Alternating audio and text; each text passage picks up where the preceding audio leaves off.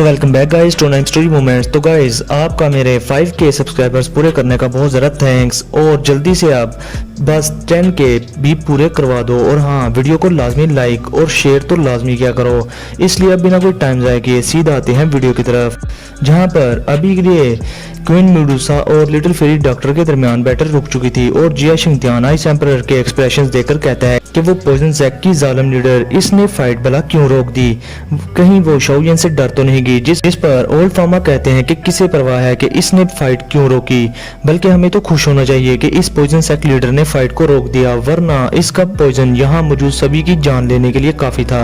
अब इधर शाओडिंग भी कहता है कि मेरा छोटा भाई अभी के लिए इस पॉइजन जैक लीडर से बातचीत कर रहा है और मुझे लगता है कि शाओयन इसको समझाने में कामयाब भी हो जाएगा और फिर हमारा जियामा एम्पायर एक बड़ी वार से बच भी सकता है। अब इधर पॉइजन जैक लीडर यानी लिटिल फेरी डॉक्टर शाओयन की बातों से तंग कर कहती है कि कंट्रोल आखिर मैं इस पॉइजन बॉडी को कैसे कंट्रोल करूंगी। जिस पर शाओयन कहता है कि जब तुम इस बॉडी पर कंट्रोल करना सीख जाओगी तो तब के वक्त कोई भी अपना तुम्हें छूने से मारा नहीं जाएगा और तुम पॉइजन को जैसे चाहो वैसे यूज कर पाओगी। जिस पर लिटिल फेरी डॉक्टर हैरान होकर शाओयन से पूछती है कि क्या ये सच है, जिस पर शाओयन कहता है कि तुम्हें मुझ पर यकीन करना ही होगा। तो दोस्तों अभी के लिए मास्टर याओलाओ शाओयन के लिए पॉइजन बॉडी को ठीक करने के इलाज और मेथड्स शाओयन की स्टोरी रिंग में रख चुके थे, मगर इस मेथड को कंप्लीट करने के लिए बहुत सारे रेयर मेडिसिनल इंग्रेडिएंट्स चाहिए थे और तो इसमें 3 तरह की हेवनली फ्लेम्स भी चाहिए थी। मगर अभी के लिए शाओयन के पास वो 3 हेवनली फ्लेम्स थी, जो कि एक ग्रीन लोटस कोर फ्लेम, दूसरी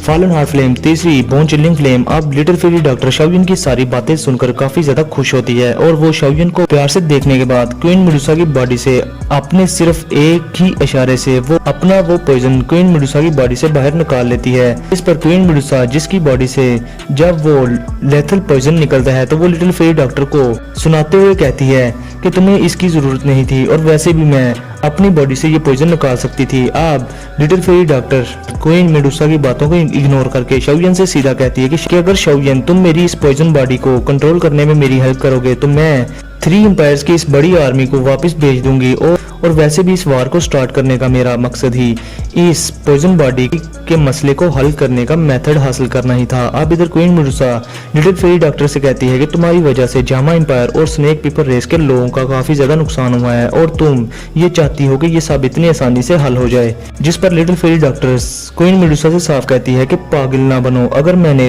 चुयन एम्पायर और बाकी के एम्पायर की आर्मी को फाइट का ऑर्डर दे दिया तो जियामा एम्पायर और स्नेक पीपर रेस के लोग मारे जाएंगे। जिस पर क्वीन मेडुसा कहती है कि तुम ट्राई क्यों नहीं कर लेती, आखिर मैं भी देखूं कि हम में से कौन स्ट्रॉन्ग है और कौन वीक। अब इससे पहले कि वो पागल queen Medusa little fairy doctor पर फिर से अटैक कर पाती, शाओयन उसको संभालता है और उसको बाजू से पकड़कर रोक लेता है और कहता है कि बाज आ जाओ, अगर तुम इससे फाइट करोगी तो जियामा एम्पायर को भी ये वार लड़ना ही होगी, जिसकी वजह से जियामा एम्पायर बहुत सारे एक्सपर्ट्स को खो देगा, इसलिए तुम चुप करके बैठ जाओ। अब ये सुनकर क्वीन मेडुसा शाओयन को कहती है कि मैं जानती हूँ कि ये तुम्हारी दोस्त है, मगर जो इसने स्नेक पीपर रेस के लोगों के साथ किया, मैं क्वीन मेडुसा फ्यूचर में इसका बदला जरूर लूंगी। अब ये सुनकर शाओयन भी हंसने लगता है और अभी के लिए गाइस लिटिल फेरी डॉक्टर ने ये बड़ी जंग शाओयन और उसके इस बड़े प्रपोजल की वजह से रोकी थी। अब इसके साथ ही शाओयन लिटिल फेरी डॉक्टर से पूछता है कि तुमने थोड़ी देर पहले मुझे कहा था कि तुमने जियामा एम्पायर पर अटैक भी अपनी उस पॉइजन बॉडी को ठीक करने के मेथड को पाने के लिए किया था,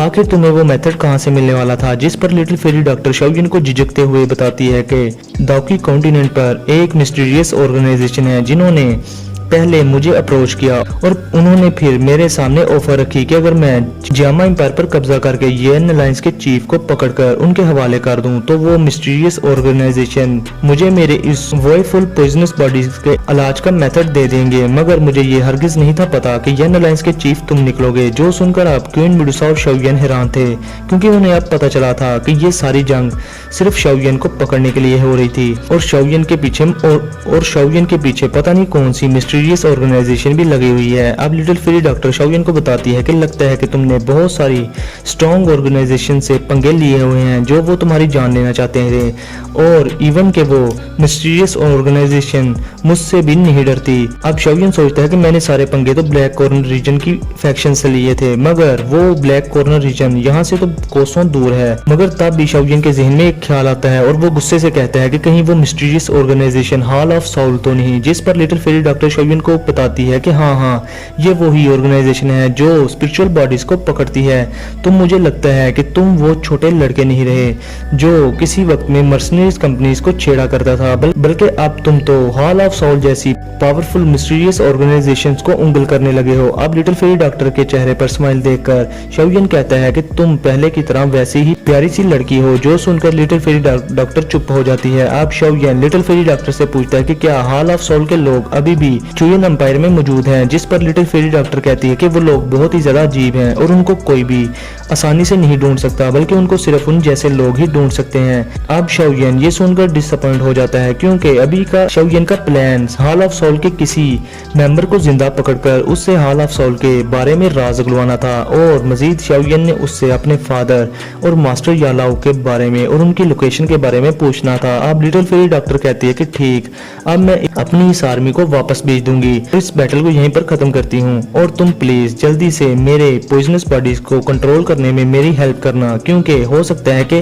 हाफ ईयर के बाद या फिर मैक्सिमम 2 ईयर के बाद मेरी ये पॉइजनस बॉडी फट जाएगी और मैं मारी जाऊंगी। और वैसे भी अगर मेरे पास इतना कम टाइम ना बचा होता तो हॉल ऑफ सोल के लोगों से मैं उस वक्त उस मेथड के बदले इस तरह की डील भी ना करती। अब ये सुनकर शाओयिन लिटिल फेरी डॉक्टर के लिए फिक्रमंद हो जाता है और वो लिटिल फेरी डॉक्टर से कहता है कि मैं पहले सभी के मेडिसिनल इंग्रेडिएंट्स इकट्ठे कर लूं और फिर मैं तुम्हें तुम्हारी इस पॉइजनस बॉडी को कंट्रोल करने में हेल्प करूंगा। जिस पर लिटिल फेरी डॉक्टर वहां से जाते हुए कहती है कि तो फिर ठीक है, मैं आज रात तुमसे मिलूंगी। अब लिटिल फेरी डॉक्टर को वहां से जंग बंद करके जाता देखकर उसके काफी सारे एक्सपर्ट्स तो उसे ग्रीट करते हैं, मगर बहुत सारे उसके एक्सपर्ट्स कहते हैं कि सेक्ट लीडर माना कि हमारे दो जोंग लेवल के एंसेस्टर शाओयिन के हाथों हार गए हैं, मगर हमारी टोटल पावर अभी भी बहुत स्ट्रॉन्ग है। हम जामा एम्पायर की डिफेंसिव लाइन को तोड़ने की भी हिम्मत रखते हैं। जिस पर लिटिल फेरी डॉक्टर अपने तीनों एम्पायर्स की आर्मी से और एक्सपर्ट से कहती है कि मैंने कहा कि इस जंग को रोक दो और वापस हट जाओ तो हट जाओ, अगर किसी को कोई मसला है तो जरा वो आगे आए। अब ये सुनकर सभी के लोग डर जाते हैं और वो अपनी अपनी अंडर कमांड आर्मी को ऑर्डर करते हैं कि हम ये जंग अब नहीं लड़ेंगे और हम अपने एम्पायर्स में वापस जा रहे हैं। अब इतनी बड़ी आर्मी को अपने टेंट्स पैक करके वहां से जाता देखकर शाओयिन भी सोचता है कि वाह, वो मासूम लड़की आज देखो तो चुयन एम्पायर की ओवरलॉर्ड बन चुकी है। कि अब आइस एम्परर भी चुयन एम्पायर की आर्मी को इस तरह जंग का मैदान छोड़कर जाता देखकर हैरान थे। और इधर फोर्ट्रेस पर खड़ी जामा एम्पायर की आर्मी शाओयिन को बहुत ज्यादा चीयर्स करती है, क्योंकि आज उनकी कंट्री जो डिस्ट्रॉय होने से बच गई थी। अब जिया शिंगत्यान भी कहता है कि मैं हैरान हूँ कि शाओयिन ने इस पॉइजन सेक्ट लीडर को अपनी आर्मी विदड्रॉ करने पर मजबूर कर ही दिया आखिर। अब जिया शिंगत्यान तो अभी के लिए बड़ा ही खुश था। अब शाओयिन का बड़ा भाई शाओडिंग भी कहता है कि इस 1 साल से जारी बैटल में चाहे जितने मर्जी लॉसेस हुए हों, मगर एक खुशी की बात यह है कि जामा एम्पायर अभी भी सही सलामत है। जो सुनकर आइस एम्परर हाइबदोंग हंसते हुए कहते हैं कि अब तो हमारे जामा एम्पायर और येन अलायंस की रेपुटेशन बहुत बढ़ जाएगी, क्योंकि हमारे येन अलायंस ने अकेले 3 बड़े सेक्ट्स को टक्कर दे दी है और अब नॉर्थ वेस्टर्न रीजन की सारी फैक्शंस हमारी इज्जत करेंगी। जब हमारा येन अलायंस नॉर्थ वेस्टर्न रीजन की बड़ी फैक्शंस की मीटिंग में शामिल होगा, जिस मीटिंग में इवन के युनलैंड सेक्ट की भी बेइज्जती हुआ करती थी। और अब ये सब सुनकर जिया शिंगत्यान और ओल्ड फामा बहुत ज्यादा प्राउड फील करते हैं। अब इधर शाओयिन भी क्वीन मेडुसा की तरफ देखकर कहता है कि तुम्हारे लिए भी ये 1 साल काफी ज्यादा टफ रहा होगा। जो सुनकर क्वीन मेडुसा गुस्से से शाओयिन की बेइज्जती करते हुए कहती है कि मुझे यकीन नहीं आता कि तुम्हारी इतनी सारी दोस्तें बनी हुई हैं जो कभी ना कभी तुम्हें मिलती रहती हैं। तो दोस्तों अभी के लिए शायद queen Medusa little fairy doctor से जेलस हो रही थी, जिस पर शाओयिन क्वीन मेडुसा को हंसते हुए बताता है कि वो तो बस मेरी एक अच्छी दोस्त है, मैंने कभी भी एक्सपेक्ट नहीं किया था कि वो मुझे यहाँ पर मिलेगी। अब इसके बाद शाओयिन क्वीन मेडुसा को लेकर फोर्ट्रेस की तरफ जाने लगता है। अब इधर जामा एम्पायर के वो बहुत सारे छोटे क्लैन जिन्होंने येन अलायंस को ज्वाइन किया था, वो येन अलायंस और खुद पर बहुत ज्यादा प्राउड फील कर रहे थे। और अभी के लिए दोस्तों उन्हें कोई डर नहीं था अगर वो तीनों एम्पायर्स की आर्मी दोबारा उन पर हमला कर दे, जिस पर उन्हें यकीन था कि वो फिर से उन्हें हरा देंगे। अब इधर आइस एम्परर और जिया शिंगत्यान जो कि 1 साल से आराम से नहीं बैठे थे, वो भी अब सुख का सांस लेते हैं।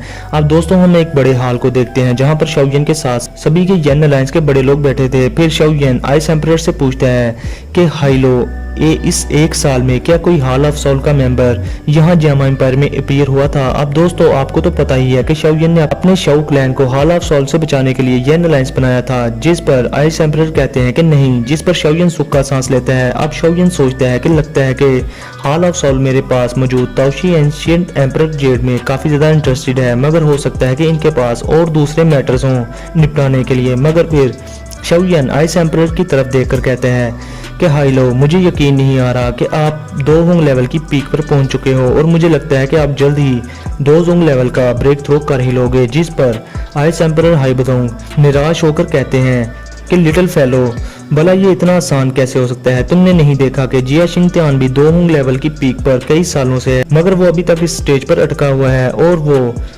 आज तक दोजोंग लेवल का ब्रेक थ्रो नहीं कर पाया। तो दोस्तों आप बताओ कि क्या आइस एम्परर हाइबदोंग दोजोंग लेवल का ब्रेक थ्रो कर पाएंगे या फिर नहीं? और क्या आप शाओयन उन 3 मुलान वैली एल्डर्स और उस येन लुआ ट्यान के पीछे बदला लेने के लिए उनके एम्पायर्स में घुसेगा कि नहीं? तो बताओ आप क्या चाहते हो कि शाओयन वहां उन लोगों के पीछे जाए या नहीं? मुझे कमेंट सेक्शन में लाजमी बताना। तो फिर गाइज आज का ये एपिसोड यहीं पर होता है खत्म। तो वीडियो को लाजमी लाइक करें, शेयर करें और चैनल को ज्यादा से ज्यादा सब्सक्राइब करें। तो फिर मिलते हैं आप लोगों से नेक्स्ट वीडियो में। तब तक के लिए अपना और अपने प्यारों का बहुत सारा ख्याल रखें।